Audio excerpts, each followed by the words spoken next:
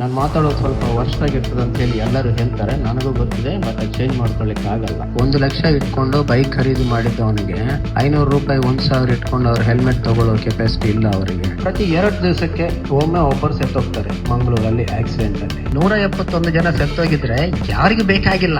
ಒಬ್ಬನಿಗೆ ಯಾವನೋ ಎಲ್ಲೋ ಕೊಲೆ ಮಾಡಿರ್ತಾನೆ ರೌಡಿ ಶೀಟರ್, ಬಾ ಸಿಕ್ತು ಡೆಡ್ ಬಾಡಿ ಮಾಡಿ ಮಜಾ. ಹಿಂದೂ ಮುಸ್ಲಿಂ ಹೊಡೆದಿದ್ದಾನೆ ಬೈಕಲ್ಲಿ, ಅಥವಾ ಮುಸ್ಲಿಂ ಹಿಂದೂ ಹೊಡೆದಿದ್ದಾನೆ. ಕಮ್ಯುನಲ್ ಆಗ್ತಾ ಇದೆ, ಜನ ಎಲ್ಲ ಸೇರಿದ್ದಾರೆ. ಒಂದು 50 ಜನ ಆ ಕಡೆ ಈ ಕಡೆ ಬಂದು ಹೊಡ್ಕೊಂಡ್ರೆ ಹೊಡ್ಕೊಳ್ಳಿ ನೋಡೋಣ.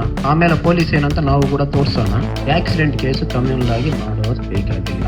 4 ಫೋಟೋ ತೆಗೆದು ಸೋಷಿಯಲ್ ಮೀಡಿಯಾದಲ್ಲಿ ಅಪ್ಲೋಡ್ ಮಾಡಿ 5,000 ಲೈಕ್ ಬಂದ್ಮೇಲೆ ನಾನು ಕಿಂಗ್, ತಪ್ಪು ಊರೆಲ್ಲರಿಗೂ ತೋರಿಸಿದ್ದೀನಿ ಅಂತ ಹೇಳ್ತಾರೆ. ಅಲ್ಲೇ ಹೋಗಿ ನಾವು ನೋಡಿದ್ರೆ ಅವೊಂದೇ ಗಾಡಿ ಅದೇ ನೋ ಪಾರ್ಕಿಂಗ್ ಅಲ್ಲಿ ಅಲ್ಲೇ ನಿಲ್ಸ್ಕೊಂಡು ಕೂತಿರ್ತಾನೆ. This is the problem. ಹೇಳಿದ್ರೆ ಕೇಳೋದಿಲ್ಲ ಜನ, ಬೇರೆ ಅವಕಾಶನೇ ಇಲ್ಲ. ಕಲ್ಪಬಲ್ ಹೋಮ್ ಸೈಡ್ ಅಂತ ಒಂದು ಸೆಕ್ಷನ್ ಇದೆ, ನಮ್ಗೆ 10 ವರ್ಷ ಜೈಲಲ್ಲಿ ಇಡ್ಲಿಕ್ಕೆ ಅವಕಾಶ ಇದೆ. ಸೊ ಅದನ್ನು ಹಾಕಿ ಅಂತ ಒಂದು ಡೆಸಿಷನ್ ತಗೊಂಡಿದ್ದೆ, ಬೇರೆ ಅವಕಾಶನೇ ಇಲ್ಲ. ನಾನು ಮಾತಾಡೋದು ಸ್ವಲ್ಪ ವರ್ಷ ಆಗಿರ್ತದೆ ಅಂತ ಹೇಳಿ ಎಲ್ಲರೂ ಹೇಳ್ತಾರೆ, ನನಗೂ ಗೊತ್ತಿದೆ. ಬಟ್ ಅದು ಚೇಂಜ್ ಮಾಡ್ಕೊಳ್ಳಿಕ್ಕೆ ಆಗಲ್ಲ. ಯಾರು ಹೆಲ್ಮೆಟ್ ಹಾಕದೆ ರೋಡಲ್ಲಿ ಗಾಡಿ ಓಡಿಸ್ತಾ ಇರ್ತಾರೆ ಅವರನ್ನು ಕರೆದು ಅವ್ರಿಗೆ ಹೆಲ್ಮೆಟ್ ಡೊನೇಟ್ ಮಾಡ್ತೇವೆ ನಾವು. ಹೆಲ್ಮೆಟ್ ಅಂತೂ ಡೊನೇಟ್ ಮಾಡಿದ್ರೆ ಆಮೇಲೆ ಅವ್ರು ಹಾಕ್ತಾರೆ ಇಲ್ಲ, ಯಾರು ಹೇಳ್ತಾರೆ ಅದನ್ನು. 1 ಲಕ್ಷ ಇಟ್ಕೊಂಡು ಬೈಕ್ ಖರೀದಿ ಮಾಡಿದ್ದವನಿಗೆ ನಾವು 500 ರೂಪಾಯಿ 1,000 ಇಟ್ಕೊಂಡು ಅವ್ರ ಹೆಲ್ಮೆಟ್ ತಗೊಳ್ಳೋ ಕೆಪಾಸಿಟಿ ಇಲ್ಲ ಅವರಿಗೆ. ನಮಗೆ ಗೊತ್ತಿಲ್ಲ. ಬಹಳ ಖುಷಿಯಾಗಿದ್ರೆ ಯಾರೋ ಒಬ್ಬರು ಬಂದಿಲ್ಲಿ ಹೆಲ್ಮೆಟ್ ತಗೊಳ್ತಾ ಇದ್ದಾಗ ಅದು ಆಕ್ಚುಲಿ ಇನ್ಸಲ್ಟ್ ಫೀಲ್ ಮಾಡಬೇಕಾದಂತ ಒಂದು ಸಿಚುಯೇಷನ್. ಒಟ್ಟು ಪ್ರತಿ 2 ದಿವಸಕ್ಕೆ ಒಮ್ಮೆ ಒಬ್ಬರು ಸೆತ್ತೋಗ್ತಾರೆ ಮಂಗಳೂರಲ್ಲಿ ಆಕ್ಸಿಡೆಂಟ್ ಅಲ್ಲಿ. ಟೋಟಲ್ 170 ಜನ ಹೋದ ವರ್ಷ ಸೆತ್ತೋಗಿದ್ದಾರೆ ಆಕ್ಸಿಡೆಂಟ್ ಅಲ್ಲಿ. ಈ 171ರಲ್ಲಿ 169 ಆಕ್ಸಿಡೆಂಟ್ಸ್ ಅಲ್ಲಿ ಕಾರಣ ಯಾರ ಒಬ್ಬರದ್ದು ನೆಗ್ಲಿಜೆನ್ಸ್. ಎರಡು ವಿಷಯಗಳಲ್ಲಿ ಮಾತ್ರ ಎಲ್ಲೋ ರೋಡಲ್ಲಿ ಒಂದು ಹೊಂಡ ಇದ್ದಿರುವಂಥದ್ದು, ಅಥವಾ ಆ ಸ್ಟೀಪ್ ಎಡ್ಜ್ ಇರ್ತದೆ, ಆ ಎಡ್ಜ್ ಕವರ್ ಆಗಿಲ್ಲ ಅಂತ ಅದು ಸೋಷಿಯಲ್ ಮೀಡಿಯಾದಲ್ಲಿ ಬರ್ತದೆ. ನಿರ್ಲಕ್ಷ್ಯದಿಂದ ಸಾವು, ಸರ್ಕಾರದ ನಿರ್ಲಕ್ಷ್ಯದಿಂದ ಸಾವು. ಆ 169 ಜನ ಸೆತ್ತೋಗಿದ್ದು ನಿಮ್ಮ ನಿರ್ಲಕ್ಷ್ಯದಿಂದ. ಅದಕ್ಕೆ ಯಾರು ಮಾತಾಡೋದು ಬೇಡ, ನಮ್ಗೆ ಜವಾಬ್ದಾರಿನೂ ಬೇಡ. ನಾವು ಸೆತ್ತರೂ ನಮ್ಗೇನು ಬೇಕಾಗಿಲ್ಲ. ನೆಕ್ಸ್ಟ್ ಈ 171 ಜನ ಸೆತ್ತೋಗಿದ್ರೆ ಯಾರಿಗೂ ಬೇಕಾಗಿಲ್ಲ. ಯಾರು ಎಲ್ಲಿ ಬೇಕಾದ್ರೆ ಸಾಯ್ಲಿ, ಒಬ್ಬನಿಗೆ ಯಾವನೋ ಎಲ್ಲೋ ಕೊಲೆ ಮಾಡಿರ್ತಾನೆ ರೌಡಿ ಶೀಟರ್, ಬಾ ಸಿಕ್ತು ಡೆಡ್ ಬಾಡಿ ಮಾಡಿ ಮಜಾ. ಇದು ಸಾಕು ನನಗೆ. ಈ 171 ಜನರ ಬಗ್ಗೆ ಯಾರಿಗೂ ಕೂಡ ಕಾಳಜಿ ಇಲ್ಲ, ನಮ್ಗೇನು ಬೇಕಾಗಿಲ್ಲ. ಅದರ ಬಗ್ಗೆ ನಾವೇನು ಮಾಡ್ತಾ ಇದ್ದೀವಿ, ಜನರು ಕೇರ್ಫುಲ್ ಆಗಿರ್ಲಿಕ್ಕೆ ಏನ್ ಮಾಡ್ತಾ ಇದ್ದೀವಿ, ಜನಕ್ಕೆ ಏನ್ ಹೇಳ್ತಾ ಇದ್ದೀವಿ, ಏನಿಲ್ಲ. ನಮ್ಮ ಒಟ್ಟಿಗೆ ಇದ್ದವನಿಗೆ ರೆಸ್ಪಾನ್ಸಿಬಲ್ ಆಗಿರೋದು ಅಂತದ್ದು ಹೇಳೋದಿಲ್ಲ. ಎಲ್ಲ ಒಂದು ಕಡೆ ಒಂದು ಇನ್ಸಿಡೆಂಟ್ ಆಗ್ತದೆ, ಅದನ್ನು ತಗೊಂಡು ನಮ್ಗೆ ಎಲ್ಲಾದ್ರೂ ಅಡ್ವಾಂಟೇಜ್ ಬರ್ತದೆ. ಬರ್ರಿ, ಪ್ರತಿಯೊಬ್ಬನೇ ಏನದು ಬ್ಲಡ್ ಅಲ್ಲಿ ಹೇಗಾದ್ರೂ ಮಾಡಿ ಒಂದು ಭಾವ ತಗೊಂಡು ಬರೋದು. ಮೊನ್ನೆ ಯಾರೋ ಫೋನ್ ಮಾಡಿದ್ರು, ಆಕ್ಸಿಡೆಂಟ್ ಆಗಿದೆ. ಆಯ್ತು, ಆಗಿಲ್ಲಪ್ಪ, ಬರ್ತಾರ ಪೊಲೀಸರು. ಹಿಂದೂ ಮುಸ್ಲಿಂ ಹೊಡೆದಿದ್ದಾನೆ ಬೈಕಲ್ಲಿ, ಅಥವಾ ಮುಸ್ಲಿಂ ಹಿಂದೂ ಹೊಡೆದಿದ್ದಾನೋ. ಕಮ್ಯುನಲ್ ಆಗ್ತಾ ಇದೆ, ಜನ ಎಲ್ಲ ಸೇರಿದ್ದಾರೆ. ನಾಗಿರ್ದಾಗ ಯಾರೋ ಇಬ್ಬರು ಕೇರ್ಲೆಸ್ ಆಗಿ ಗಾಡಿ ಓಡಿಸ್ತಾ ಇದ್ದಾಗ ಇಬ್ಬರು ಗುದ್ದುಕೊಂಡು ಸೆತ್ತಿ ಬಿದ್ದು ಸೆತ್ತರೆ ಅಲ್ಲಿ ಕಮ್ಯುನಲ್ ಆಗ್ತಾ ಇದೆ, ಅಂದ್ರೆ ಜನ ಸೇರ್ತಿದ್ದಾರೆ ಅಂತ. ನೀವು ಬೇಗ ಮನ ಕಲಿಸ್ಬೇಕು, ಅದನ್ನ ನಿಭಾಯಿಸಬೇಕು. ನಾನು ಎಲ್ಲರಿಗೂ ಕ್ಲಿಯರ್ ಆಗಿ ಹೇಳಿದ್ದೇನೆ, ಯಾವನ ಪ್ರೆಷರ್ ಅಲ್ಲಿ ಕೂಡ ನೀವು ಕೆಲಸ ಮಾಡೋಕೆ ಹೋಗ್ಬೇಡ. ಒಂದು 50 ಜನ ಆ ಕಡೆ ಈ ಕಡೆ ಬಂದು ಹೊಡ್ಕೊಂಡ್ರೆ ಹೊಡ್ಕೊಳ್ಳಿ ನೋಡೋಣ. ಆಮೇಲೆ ಪೊಲೀಸ್ ಏನಂತ ನಾವು ಕೂಡ ತೋರ್ಸೋಣ. ಆಕ್ಸಿಡೆಂಟ್ ಕೇಸು ಕಮ್ಯುನಲ್ ಆಗಿ ಮಾಡೋದು ಬೇಕಾಗಿಲ್ಲ. 2 ವೀಲರ್ ಆಕ್ಸಿಡೆಂಟ್ಸ್ 170ರಲ್ಲಿ 100 ಆಕ್ಸಿಡೆಂಟ್ಸ್ 2 ವೀಲರ್ ಮೇಲೆ ಆಗಿದ್ದಾವೆ. ಅದರಲ್ಲಿ ಅರ್ಧ ಪಿಲಿಯನ್ ಹಿಂದೆ ಕೂತಿದ್ದವರು ಹೆಲ್ಮೆಟ್ ಹಾಕ್ಲಿಲ್ಲ, ಸೆತ್ತೋಗಿದ್ದಾರೆ. ಇನ್ನೊಂದು ನಾವು ಬಹಳ ಏನದು ಹೆಮ್ಮೆಯಿಂದ ಹೇಳ್ಕೊಳ್ಳುವಂತದ್ದು ಏನಂದ್ರೆ 25 ಕೇಸಲ್ಲಿ ಮೈನರ್ಸ್. ನಾನು ನನ್ನ ಮಗನಿಗೆ ಎಲ್ಲ ಎಕ್ಸಲೆಂಟ್ ಫೆಸಿಲಿಟೀಸ್ ಕೊಟ್ಬಿಡ್ತೀನಿ ಅಂತ ಹೇಳಿ ಮೈನರ್ಗೆ ತಗೊಂಡೋಗಿ ಗಾಡಿ ಕೊಟ್ಟಿದ್ದು, ಇವರು ಹೋಗಿ ಒಂದು 10 ಜನಕ್ಕೆ ಹೊಡೆದು ಸಾಯಿಸ್ಬಿಟ್ಟಿದ್ದಾರೆ. ಈಗ ಅದೇನು ಆಕ್ಸಿಡೆಂಟಾ ಮರ್ಡರಾ? ಇನ್ನೊಂದು 4 ಕೇಸಲ್ಲಿ ಅವರೇ ಕುಡಿದು ಹೋಗಿ ಬಿದ್ದು ಅವರೇ ಸೆತ್ತಿದ್ದಾರೆ. ಅದು ಏನಾಗುತ್ತೆ? 2 ಕೇಸಲ್ಲಿ ಕುಡಿದವರು ಹೋಗಿ ಆಕ್ಸಿಡೆಂಟ್ ಮಾಡಿದ್ದಾರೆ, ಅದು ಮರ್ಡರಾ ಆಕ್ಸಿಡೆಂಟಾ? ಸೊ ಈ ಎಲ್ಲ ಕೇಸುಗಳಲ್ಲಿ ಕೂಡ ಇನ್ನು ಮುಂದೆ ಕಲ್ಪಬಲ್ ಹೋಮ್ ಸೈಡ್ ಅಂತ ಒಂದು ಸೆಕ್ಷನ್ ಇದೆ, ನಮ್ಗೆ ಒಂದು 10 ವರ್ಷ ಜೈಲಲ್ಲಿ ಇಡ್ಲಿಕ್ಕೆ ಅವಕಾಶ ಇದೆ. ಸೊ ಅದನ್ನು ಹಾಕಿ ಅಂತ ಒಂದು ಡೆಸಿಷನ್ ತಗೊಂಡಿದ್ದೀವಿ, ಬೇರೆ ಅವಕಾಶನೇ ಇಲ್ಲ. ಹೇಳಿದ್ರೆ ಕೇಳೋದಿಲ್ಲ ಜನ.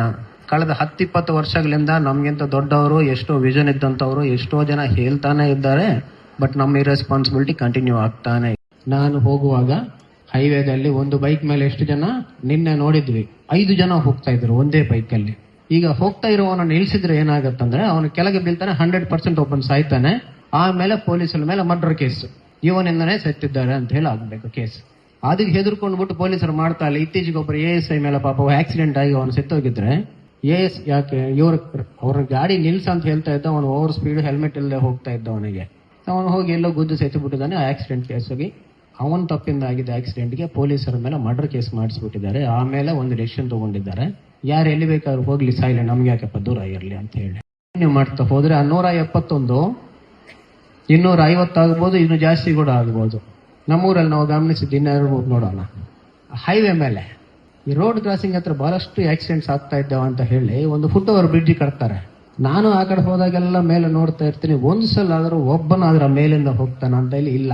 ನಾವು ಕೆಳಗಡೆ ಹೋಗ್ತೀವಿ, ರೋಡ್ಗೆ ಅಡ್ಡವಾಗಿ ಓಡ್ಕೊಂಡು ಹೋಗ್ತೀವಿ, ರಿಸ್ಕ್ ತಗೊಂಡು ಹೋಗ್ತೀವಿ. ಯಾರಾದ್ರೂ ಕಾರ್ ಅವನು ಗುದ್ದಿದ್ರೆ ಕಾರ್ ಅವನ ತಪ್ಪು, ಅವ್ನು ನಿಧಾನವಾಗೇ ಹೋಗ್ತಿರ್ತಾರೆ ಕೆಲವು ಸಲ. ಮಂಗಳೂರಿನಲ್ಲಿ ಮಾತ್ರ ನಮ್ಮ ಟ್ರಾಫಿಕ್ ಪೊಲೀಸರೆಲ್ಲ ನಾನು ಕೂಡ ಒಂದು ಡೆಸಿಷನ್ ತಗೊಂಡಿದ್ದೀವಿ. ಯಾಕೆ ಏನಂತ, ಏನಾದ್ರೂ ಮಾಡಿ ಅವನ ಕಾಲು ಇವ್ರ ಕಾಲು ಹಿಡ್ಕೊಂಡು ಏನಾದ್ರು ಮಾಡ್ಕೊಂಡು ಈ ಹೈವೇದಲ್ಲಿ ಮೀಡಿಯನ್ ಇದೆ ಅಲ್ಲ ಮಧ್ಯೆ ಎಲ್ಲ ಕಂಪ್ಲೀಟ್ ಆಗಿ ಬ್ಯಾರಿಕೇಡ್ ಮಾಡಿಸ್ಬಿಡೋಣ. 100% ನಮ್ಗೆ ನಾನು ಹೇಳಿದ್ದೀನಿ, 171 ಜನ ಸೆತ್ತೋಗಿದ್ರೆ ಅದರಲ್ಲಿ 68 ಜನ ಪೆಡಸ್ಟ್ರಿಯನ್ಸ್ ರೋಡ್ ಕ್ರಾಸ್ ಮಾಡುವಾಗ ಸೆತ್ತೋಗಿದ್ದಾರೆ. ಕೆಲವ್ರನ್ನ ಹಿಂದ್ಗಡೆಯಿಂದ ಹೊಡೆದಿರಬಹುದು, ಕೆಲವ್ರನ್ನ ಫ್ರಂಟ್ ಇಂದ ಇರಬಹುದು, ಏನ್ ಬೇಕಾದ್ರೂ ಇರಬಹುದು. ಇವರೆಲ್ಲರನ್ನ ಕಾಪಾಡ್ಲಿಕ್ಕೆ ಈ ಇಡೀ ರೋಡ್ ಉದ್ದಕ್ಕೆ ಕೂಡ ನಾವು ಬ್ಯಾರಿಕೇಡ್ ಹಾಕ್ಸೋಣ, ರೋಡ್ ಅಡ್ಡ ಕ್ರಾಸ್ ಮಾಡ್ಲಿಕ್ಕೆ ಅವಕಾಶ ಇಲ್ಲದ ಹಾಗೆ ಅಂತ ಹೇಳಿ ಮಾತಾಡ್ತಾ ಇದ್ದೀವಿ. ಇದಕ್ಕೆ ಕಾರಣ ಏನಂದ್ರೆ ನಮ್ಗಿದ್ದ ನಂಬಿಕೆ. ನೀವು ಏನೇ ಮಾಡಿ ಆಕ್ಸಿಡೆಂಟ್ ಆದಾಗ ಇವರು ಬಂದು ಡೈಲಾಗ್ ಬಿಡ್ತಾರೆ, ಮಾತಾಡ್ತಾರೆ ಬಿಟ್ಟು ಹೈವೇ ಮೇಲೆ ಜೀಬ್ರಾ ಕ್ರಾಸಿಂಗ್ ಇದ್ರಷ್ಟಲ್ಲೇ ರೂಟ್ ಕ್ರಾಸ್ ಮಾಡಬೇಕು, ಇವ್ರು ಮಾಡಲ್ಲ, ರೋಡ್ ಮಧ್ಯದಲ್ಲಿ ಅವ್ರ ಇಷ್ಟಕ್ಕೆ ಎಲ್ಲಿ ಬೇಕಾದ್ರೂ ಮಾಡ್ತಾರಂತ ನಮ್ಗಿದ್ದಂತ ಒಂದು ನಂಬಿಕೆ ನಿಮ್ಮ ಮೇಲೆ. ಇಷ್ಟು ವರ್ಷ ಪ್ರತಿ ಆಕ್ಸಿಡೆಂಟ್ ಅಲ್ಲಿ ಎಷ್ಟೆಷ್ಟು ಜನ ಸೇರಿದ್ದಾರೆ ಎಲ್ಲ ಲೆಕ್ಕ ತೆಗೆದು ಸೇರಿಸಿ ಯಾವ ಕೇಸನ್ನು ಯಾರು ಏಟ್ ಮಾಡ್ಕೊಂಡಿದ್ದಾರೆ ಎಲ್ಲ ಲಿಸ್ಟ್ ಮಾಡಿ ಡೇಟಾ ಎಲ್ಲ ಫಿಟ್ ಮಾಡಿ ಇಟ್ಕೊಂಡಿದ್ವಿ. ಯಾರನ್ನ ಎಲ್ಲಿ ಯಾವ ರೀತಿ ಯಾವ ಕೇಸಲ್ಲಿ ಹಾಕೋಬೇಕು, ಏನು ಮಾಡಬೇಕು ಎಲ್ಲ ರೆಡಿಯಾಗಿ ಡೇಟಾ ಇದೆ. ತಪ್ಪಾಗಿದ್ರೆ ಯಾವ ರೀತಿ ಸರಿ ಮಾಡಬೇಕು ಅಂತ ಹೇಳಿ ಎಲ್ಲ ಕರೆಕ್ಟ್ ಇದೆ ಕೂಡ. ಸ್ಪೆಷಲ್ ಆಗಿ ಏನೇನು ಇರ್ತದೆ ಅಂದ್ರೆ, ಬೆಳಗ್ಗೆ ಎದ್ದಿದ ತಕ್ಷಣ ಒಂದು 10 ಜನ ಕೇಳ್ತಾರೆ, ಯಾರವನು ಬುದ್ಧಿ ಇಲ್ಲದವನು ಬಂದ್ಬಿಟ್ಟು ರೋಡಲ್ಲಿ ಎಲ್ಲ ಗಾಡಿ ನಿಲ್ಸ್ಬಿಟ್ಟಿದ್ದಾನ ಅಂತ ಹೇಳ್ಬಿಟ್ಟು 4 ಫೋಟೋ ತೆಗೆದು ಸೋಷಿಯಲ್ ಮೀಡಿಯಾದಲ್ಲಿ ಅಪ್ಲೋಡ್ ಮಾಡಿ ಒಂದೊಂದು 5,000 ಲೈಕ್ ಬಂದ್ಮೇಲೆ ನಾನು ಕಿಂಗ್, ತಪ್ಪು ಊರೆಲ್ಲರಿಗೆ ತೋರಿಸಿದ್ದೀನಿ ಅಂತ ಹೇಳ್ತಾನೆ. ಮಧ್ಯಾಹ್ನ ಅಲ್ಲೇ ಹೋಗಿ ನಾವು ನೋಡಿದ್ರೆ ಅವೊಂದೇ ಗಾಡಿ ಅದೇ ನೋ ಪಾರ್ಕಿಂಗ್ ಅಲ್ಲಿ ಅಲ್ಲೇ ನಿಲ್ಸ್ಕೊಂಡು ಕೂತಿರ್ತಾನೆ. This is the problem here. ಪ್ರತಿಯೊಬ್ಬರನ್ನು ಕ್ವಶನ್ ಮಾಡುವಂತ ರೆಸ್ಪಾನ್ಸಿಬಿಲಿಟಿ, ಧೈರ್ಯ, ಕೆಪಾಸಿಟಿ ಇದ್ದಂಥವರು ಯಾಕೆ ನಮ್ಮನ್ನು ನಾವು ಕ್ವಶನ್ ಮಾಡಿಕೊಂಡು ನಾವು ರೆಸ್ಪಾನ್ಸಿಬಲ್ ಆಗಿ ಫಸ್ಟ್ ನಮ್ಮ ಡ್ಯೂಟೀಸ್ ಏನು ಅನ್ನುವಂಥದ್ದು ನೋಡೋದಿಲ್ಲ. ಒಂದ್ ದಿವಸ ನಾವು ಆ ದಿವಸಕ್ಕಾಗಿ ಕಾಯ್ತಾ ಇರ್ತೀವಿ. ಯಾವ ದಿವಸ ಪ್ರತಿಯೊಬ್ಬರು ಕೂಡ ಬೇರೆಯವರ ಮೇಲೆ ನೀನು ಅದಿಲ್ಲ, ನಿಂದ ಅದು ಸರಿ ಇಲ್ಲ, ಇದು ಸರಿ ಇಲ್ಲ ಅಂತ ಹೇಳುವುದಕ್ಕೆ ಮೊದಲು ನಾನು ಎಲ್ಲ ಕಾನೂನುಗಳನ್ನು ಎಲ್ಲ ರೂಲ್ಸ್ ಅನ್ನು ಕರೆಕ್ಟ್ ಆಗಿ ಫಾಲೋ ಮಾಡ್ತಾ ಇದ್ದೀನ ಇಲ್ವಾ ಅನ್ನುವಂಥದ್ದು ನೋಡಿಕೊಂಡು ಅವರಿಗೆ ಪರ್ಸನಲ್ ಆಗಿ ಅವರು ನೆಕ್ಸ್ಟ್ ಅವರ ಫ್ರೆಂಡ್ಸ್, ಅವರ ಫ್ಯಾಮಿಲೀಸ್ಗೆ ಅದನ್ನೇ ಹೇಳ್ಕೊಂಡು ಹೋಗುವಂಥದ್ದು. ಇಲ್ಲಿ ಕುಂತವರೆಲ್ಲರಿಗೆ ನಾರ್ಮಲ್ ಆಗಿ ಒಂದು ಕ್ವಶನ್ ಕೇಳ್ತೇನೆ. ಎಲ್ಲ ಮನೆಗಳು 95% ಆಫ್ ದಿ ಹೌಸಸ್ ಈಗ ಸದ್ಯಕ್ಕಿದ್ದು ಸಿಂಗಲ್ ಅರ್ನಿಂಗ್ ಮೆಂಬರ್ ಇರುವಂತ ಹೌಸಸ್. ಮನೆಯಲ್ಲಿ ಕೂಡ, ನನ್ನ ಮನೆಯಲ್ಲಿ ಕೂಡ ಒಬ್ಬನೇ ದುಡಿಯೋನ್ ಇರ್ತಾನೆ, ಬಾಕಿಯವರೆಲ್ಲರೂ ಕೂಡ ಅವರ ಮೇಲೆ ಆಧಾರಪಟ್ಟಿರ್ತಾರೆ. ಒಂದ್ಸಲ ಯೋಚನೆ ಮಾಡಿ, ಇವತ್ತು ನಿಮ್ ತಂದೆ ಮನೆಗೆ ಬರಲ್ಲ, ಎಲ್ಲೋ ಆಕ್ಸಿಡೆಂಟ್ ಆಗಿ ಹೋಗಿದ್ದಾರೆ ಅಂತ ಅನ್ಕೊಂಡು ಯೋಚನೆ ಮಾಡಿ ಹೇಗಿರ್ತಾರೆ ಸಿಚುಯೇಷನ್. ಇವತ್ತು ನೀವೇ ಮನೆಗೆ ಹೋಗಲ್ಲ, ಯಾರು ಅರ್ನಿಂಗ್ ಮೆಂಬರ್ ಆಗಿರ್ತೀರ, ಆ ಸಿಚುಯೇಷನ್ ಯೋಚನೆ ಮಾಡಿ.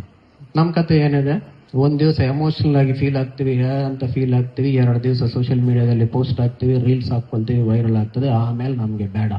ಆಕ್ಸಿಡೆಂಟ್ ಆಗದೆ ಇರುವಂತದ್ದಲ್ಲ ಗ್ರೇಟ್ನೆಸ್. ಈಗ ಇಲ್ಲಿ ಸದ್ಯಕ್ಕೆ ಅಚೀವ್ಮೆಂಟ್ ಏನಾಗಿದೆ, ಮನೆಯಿಂದ ಹೊರಗೆ ಹೋಗಿದ್ದವನು ಯಾವುದೇ ಆಕ್ಸಿಡೆಂಟ್ ಅಲ್ಲಿ ಕೈಕಾಲು ಮುರ್ಕೊಳ್ಳದೆ ಹೆಲ್ದಿಯಾಗಿ ವಾಪಸ್ ಬರುವಂತದ್ದೇ ಒಂದು ಅಚೀವ್ಮೆಂಟ್ ಆಗುವಂತ ಪರಿಸ್ಥಿತಿ ಬರ್ತಾ ಇದೆ. Just because everybody is reckless about the rules. ನಾವೆಲ್ಲರೂ ಕೂಡ ಟ್ರಾಫಿಕ್ ರೂಲ್ಸ್ ಕರೆಕ್ಟ್ ಆಗಿ ಫಾಲೋ ಮಾಡಿಕೊಂಡು ಆಕ್ಸಿಡೆಂಟ್ಸೇ ಆಗಿಲ್ಲ ಅಂದ್ರೆ ಒಂದು ರೀತಿಯಾದಂತ ನ್ಯೂಸೆನ್ಸ್ ಈ ಊರಿಗೆ ಇದ್ದಿದ್ದಂಥದ್ದು. ಜನ ಆ ರೀತಿ ಸೇರಲಿಕ್ಕೆ ಅವಕಾಶನೇ ಇರೋದಿಲ್ಲ, ನಮಗೂ ಕೆಲಸ ಇರಲ್ಲ. ಆಮೇಲೆ ಯಾರೋ ಒಬ್ರು ಇಲ್ಲಿ ಗಲಾಟೆ ಆಗ್ತಾ ಇದೆ ಅಂತ ಫೋನ್ ಮಾಡುವ ಅವಶ್ಯಕತೆ ಇರೋದಿಲ್ಲ. ಜನ ಕೂಡ ಖುಷಿಯಾಗಿರ್ತಾರೆ. ಮನೆಯಿಂದ ಬಿಟ್ಟಂತ ತಂದೆ, ದುಡಿಯುವಂತ ಮಗನು, ಯಾರ್ಯಾರು ಹೋಗಿರ್ತಾರೆ ಅವರೆಲ್ಲ ಯಾವ ರೀತಿ ಮನೆಯಿಂದ ಬಿಟ್ಟಿದ್ದಾರೆ ಅದೇ ರೀತಿಯಲ್ಲಿ ವಾಪಸ್ ಬಂದ್ರೆ ಎಲ್ಲ ಖುಷಿಯಾಗಿರ್ತಾರೆ. ಎಲ್ಲ ಫ್ಯಾಮಿಲೀಸ್ ಹಾಗೆ ಇರ್ತಾರೆ. ಒಂದು ಆಕ್ಸಿಡೆಂಟ್ ಆಗಿದೆ ಅನ್ನೋ ಕಾರಣಕ್ಕೆ ಒಂದು ಟೋಟಲ್ ಫ್ಯಾಮಿಲಿ ಕೂಡ ರೋಡ್ಗೆ ಬಂದು, ಅವನು ಸೆತ್ತೋಗಿದ್ರೆ ಅಟ್ಲೀಸ್ಟ್ ಉಳಿದವರು ಹೇಗೆ ಇರಬೇಕಂತ ಇರ್ತಾರೆ. ಅವನು ಸೆತ್ತಿಲ್ಲ, ಪೇಷಂಟ್ ಆಗಿದ್ದಾನಂದ್ರೆ ಇವರೆಲ್ಲ ಕಷ್ಟಪಟ್ಟು ಅವನಿಗೆ ಏನಾದ್ರು ಮಾಡಬೇಕಾಗ್ತದೆ, ಟ್ರೀಟ್ಮೆಂಟ್ಗೆ ಆಗಿ ಖರ್ಚು ಮಾಡಬೇಕು, ಎಲ್ಲ ಮಾರ್ಕೋಬೇಕು, ಅದೇ ಪರಿಸ್ಥಿತಿಗೆ ಬರ್ತಾರೆ. ಈ ರೀತಿ ಆಗಬಾರ್ದಾದ್ರೆ ಈ ಜವಾಬ್ದಾರಿ ಪೊಲೀಸರಲ್ಲಿಲ್ಲ, ಪ್ರತಿಯೊಬ್ಬನ ಪರ್ಸನಲ್ ರೆಸ್ಪಾನ್ಸಿಬಿಲಿಟಿ ಆಗತ್ತೆ. ಅದು ನಾನು ಯಾವುದೇ ಗಾಡಿ ಓಡಿಸ್ತಾ ಇರುವಾಗ ನಾನು ಜಾಗೃತಿಯಾಗಿ ಓಡಿಸಬೇಕು. ಆ ಕಡೆ ಇದ್ದವನು ತಪ್ಪು ಮಾಡಿದ್ರು ಕೂಡ ನನಗೇನು ಆಗುವುದಿಲ್ಲ, ನಾನು ಜಾಗೃತಿಯಾಗಿ ಓಡಿಸ್ತೀನಿ ಅನ್ನುವಂಥದ್ದು ಒಂದು ಫೀಲಿಂಗ್. ಸೊ ಅದಕ್ಕೆ ಮೈಂಡ್ ಸೆಟ್. ಅದು ನಾನು ವೈಲೆಂಟ್ ಆಗಿ ಹೋಗ್ತೀನಿ, ಯಾವುದು ಕೇರ್ ಮಾಡಲ್ಲ, ಹೇಗೆ ಬೇಕಾದ್ರೂ ಹೋಗ್ತೀನಿ ಅಂದ್ರೆ that is mind set of the people. ಎಲ್ಲರೂ ಅವರವರ ಜವಾಬ್ದಾರಿಯನ್ನು ಜಾಗೃತಿಯಾಗಿ ನಿಭಾಯಿಸಿಕೊಳ್ಳಿ. ನೀವೆಲ್ಲ ನಿಮ್ಮ ಜವಾಬ್ದಾರಿ ಜಾಗೃತಿಯಾಗಿ ನಿಭಾಯಿಸಿದ್ರೆ, ಒಂದು, ನಿಮ್ಮ ಮನೆಯಲ್ಲಿ ಯಾವುದೇ ಸಮಸ್ಯೆ ಇಲ್ಲ, ಖುಷಿಯಾಗಿರ್ತೀರಿ. ಎರಡನೇದು, ನಮಗೆ ಕೆಲಸ ಕಡಿಮೆ ಇರ್ತದೆ. ದಯವಿಟ್ಟು ನಮ್ಮ ಕೆಲಸ ಕಡಿಮೆ ಮಾಡಿ.